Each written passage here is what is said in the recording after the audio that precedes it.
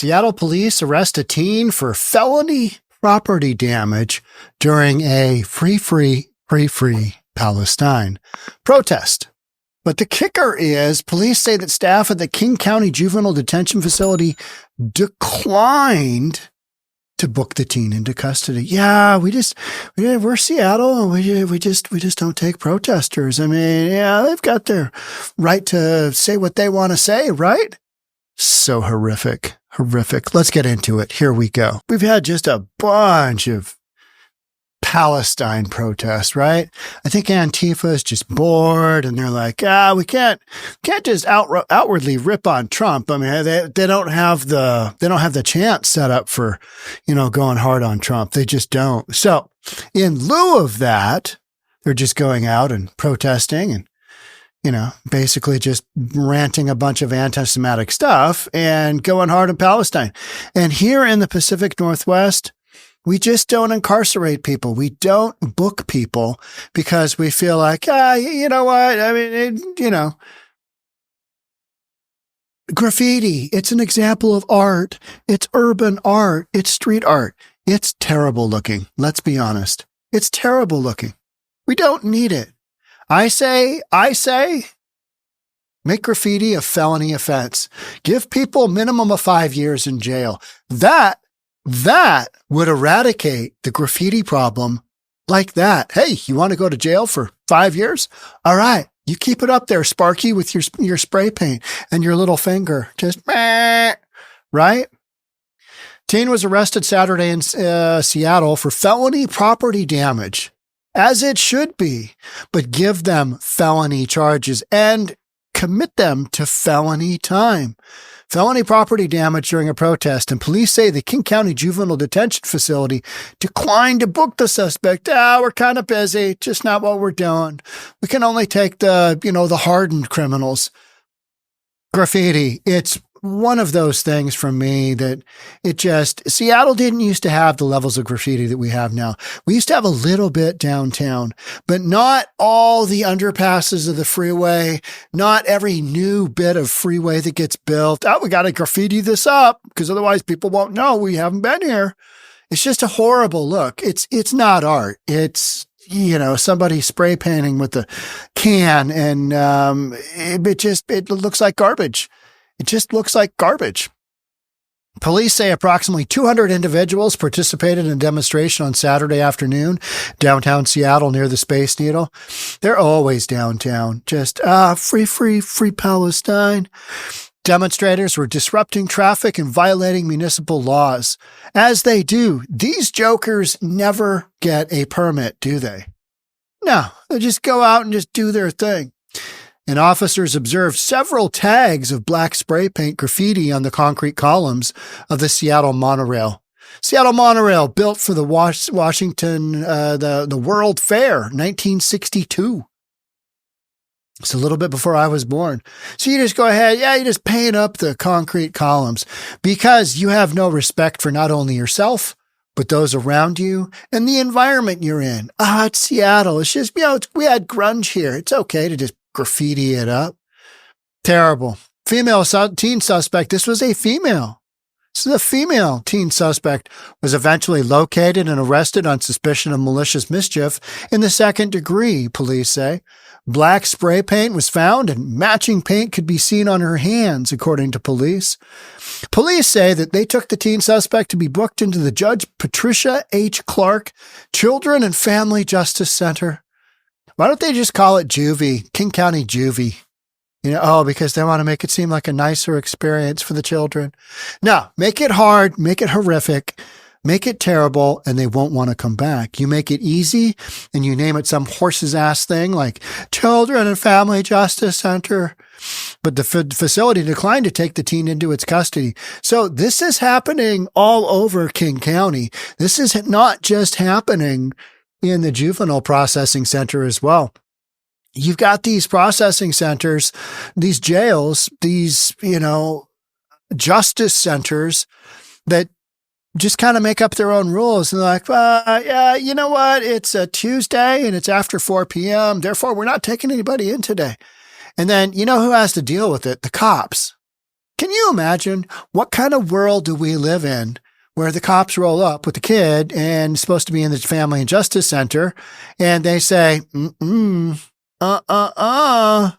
maybe it's because, that they're all booked up and this just isn't a high enough level offense, because we're going to talk about an offense here very, very, very shortly on this podcast that did end up in a young man, 11 years old, being booked into this facility because he is an armed felon, right?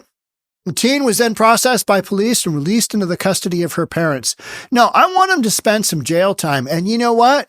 Have him spend some time in downtown. Have him spend some time in King County lockup. That's an experience you don't want to have. And you know what? So they get tagged around a little bit. That's just kind of like scaring them straight. Remember that show called Scared Straight? I think it was that. I mean, you got to put the fear of Jesus in these people, and you're just not. Oh, yeah, just release him to his parents. Want to go to mommy? Want to go to daddy? Here you go. We're just going to release you. I understand. Maybe this isn't the highest of charges out there, but the whole concept of justice is it's not easy. It's not fun. And when you get busted, those are the consequences that you pay. You got to pay the Pied Piper, but these kids just don't seem to think that they're going to. This isn't the first time police have called out a Western Washington juvenile detention facility over not booking a teen into custody. The police chief in Fife, located in Pierce County next to Tacoma, they called out juvenile detention facility in Tacoma last month after it did not admit a teen who had allegedly assaulted his parents. Yeah, just take a little swing at mom and dad. It's all good. Yeah. Hey, we're just going to release you on your own personal recognizance because, you didn't kill your parents or anything. You did assault them, but, this is Pierce County. Back in the day, remember the show Cops? Bad boys, what you gonna do? Remember that show? It's still going. Man, they used to have the best episodes in Pierce County. Best episodes, because people in Tacoma are wildin', along with a lot of southern Pierce County, because it's kind of out there. And you got a lot of meth heads, got a lot of people making meth. It was one time known as the meth capital of the Pacific Northwest. Now, we got some stuff to be proud of here in Pacific Northwest. I mean, you got to stand tall. As a result, officers are left to figure out for themselves what to do to try and protect the victims, the juvenile, and choose the option which provides the greatest mitigation for liability for themselves and the communities they serve. Okay, so I'm officer friendly now. I got this kid who's assaulted his parents, and he seems to be a little bit of a hothead, and right now he's really worked up. Do I just turn him loose on society? Juvie isn't taking him. This isn't what the cops signed up for. They're not supposed to make these decisions on justice or what's the best call here in this situation. They're supposed to be able to take them to, and this is just how it's done. And then they get booked, right? If you're enjoying this content, head on over to reasonabletv.com. Why, you might ask? Well, we've got private content there. We've got the good stuff there. You're not going to find it anywhere else because, check this one out, 10 people stabbed in Seattle within 37 hours. It's in Seattle's Chinatown International District. Jeremy Harris was there. It is so violent. Literally, you've got scenes of people bleeding out. It is some wild, wild stuff. So that's why I can't show that everywhere else because it'll get censored. The channel will get taken down.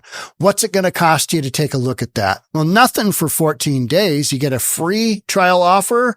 After that, it's $3.99 a month. I mean, you pay that for who knows what, a McDonald's, right? A small milkshake, probably, or it's $39.99 yearly. Super cheap. I've made it super cheap because we're putting good content out there and I want it to be a great value add. Thanks in advance. Back to your regular scheduled program. It's completely unacceptable that a system meant to protect, rehabilitate, and hold juvenile offenders accountable has failed their community on numerous occasions and has pushed liability to our officers, our communities, and the citizens they are sworn to protect. It's no reason that cops don't want to do this job. You know what I mean? I mean, so now you got to be mini judge. And guess what? They make a mistake on that. And that individual that they just cut loose and just let go, does something to somebody else in open society. Guess who they're going to come looking for? The cops. So how does this even work? Got to book people. You got to put people away, especially the ones causing all this damage. Back in April, the Tacoma Police Department said that they're being set up for failure when it comes to handling cases involving juveniles. Washington State tried to close down all of its juvenile facilities. This is going to work out great. No juvie facilities because, my state is so screwed. According to police, juvenile offenders are unable to be booked into juvenile detention unless they meet specific criteria involving serious violent crime. Okay, so you got some prolific tagger out there, right? You got tagger boy, tagger girl. It's a scourge on society. I am a hard no-go against graffiti. It's terrible looking, and it's. You are literally ruining the overall appeal of a city. So I think that should be escalated. I think those charges, they should be, I'm not saying off with her head, but I'm saying, give her some time to sort things out and see if she still wants to keep up her urban art career. Last thing any officer or community wants is for avoidable tragedy to occur. But it's not up to them if they're not getting, if that isn't the, if that's not what's going, if that's not what's happening, then what's a cop supposed to do? However, as we continue to see these situations play out, we continue to see more and more juveniles reoffending, becoming bolder and becoming more violent with every additional crime they commit. They're causing millions of dollars in damage to the cars they are stealing, businesses and properties they're burglarizing, and more importantly, leaving victims of their crimes traumatized and in fear following these repeat incidents. We've got a bunch of lefty-leaning Looney Tunes here in Washington State, particularly in King County and clearly in Pierce County, Snohomish County as well. It's where all the libtards are. They're just running around. Justice reform is great. Just let everybody out of prison. It'll work out great. Now you got to double down. You got to drop the hammer on these folks because otherwise they're not going to learn. Like this kid. Check out this story right here. So we've got an 11-year-old among 3 arrested in string of armed robberies. Armed robberies. These guys did 4 mini-marts in like an hour and a half. Just boom, boom, boom, boom, boom. And one of the kids running around with an AR-15 styled rifle, he's 11 years old. You want to talk about emboldened. I mean, 11-year-old is among 3 suspects who've been arrested in connection with the string of armed robberies. Accused of 4 robberies committed within 2 hours early Friday morning. They came in and they'd rip apart the cash registers. And just terrible, terrible. Nobody was hurt. After the 5th robbery on Friday night, 11-year-old is involved with 5 armed robberies. Tell me that kid needs to be in juvie. That kid absolutely needs to be in juvie and absolutely needs to do some time. The suspects led several law enforcement agencies in a car chase that spanned multiple jurisdictions. Suspects eventually stopped the car and fled on foot. Always a good call because those helicopters swooping in, they're never going to find you, right? And they were taken into custody without incident, police said. Oh, that's good. The adults were booked into King County. The 11-year-old was taken to the Judge Patricia H. Clark Children and Family Justice Center, the one we just covered. So graffiti, no go. Armed robbery. Yes, sirree. Yes, sirree. We'll take you. Armed robbery. That's how bad things have gotten. And that's because this whole lens of justice reform has entire communities involved in this endeavor to, provide justice. Their heads are just up their asses. I mean, just as simple as that. Insert head in ass and then, oh yeah, no, we're not taking it. We're not going to take her. You got to put the fear of Jesus in people. I'm sorry. You just do. That's part of the drill. Yeah, I'm probably not going to steal that because I don't want to go to jail. Nobody wants to go to jail. It's no fun. It's no fun. And it's not meant to be fun. It's like rehab for a kid. Send them to the worst one. The worst one. The absolute worst. I don't care if it's got roaches running around. I don't care if the bed springs are poking up. Make it horrific. And they won't want to go back. This whole, hey, here's a participation ribbon. Sorry you had to go to jail. They're not learning anything from that. Clearly, because you got an 11-year-old running around with an AR-15 styled rifle. He's 11. He's in 5th grade. He's in 5th grade. And he's committing armed robberies. Where does his mom think he is? Hey, are you at Freddy's on a sleepover? Oh, yeah. Uh-huh. Yeah. All right. Hey, get me a pack of smokes while you're at it, will you? Talking to his 19 and 21-year-old buddies who are in on these, string of crimes. They're just not learning. They're not learning. So society's going to have to teach him, and that means incarcerated. But we're not doing that. And so we end up with this stuff. And then these kids that are under 18, they know they're going to get away with this. They know juvie isn't going to book them for half this ridiculousness. They know the world is their oyster. Just like other criminals where we've had to lock down on some of these, propositions and measures, like Proposition 36 down in California. It's kind of overriding Proposition 47. I mean, you got a bunch of stuff out there where whole justice reform, literally head up ass, insert head in ass, because if you believe that was going to work, that's where your head was. Because look around, folks. This is what we're dealing with. Oh, but Sean, the FBI says that the crime rates are dropping. Oh, wait a minute. Yeah, they just reworked all those figures. Huh. Because what do you read in the newspaper? What do you hear me telling you? What do we talk about?